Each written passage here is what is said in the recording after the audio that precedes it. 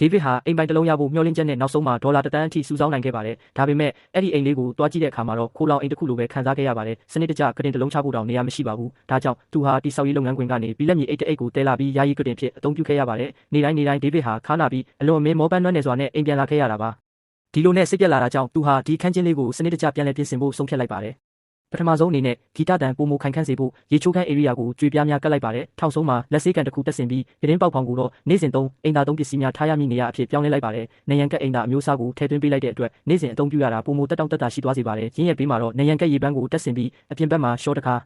တစ်ခုတက်ဆင်လိုက်တဲ့အတွက်အဆိုနဲ့အချောက် area ကိုတိချစီဖြစ်သွားစေပါတယ်။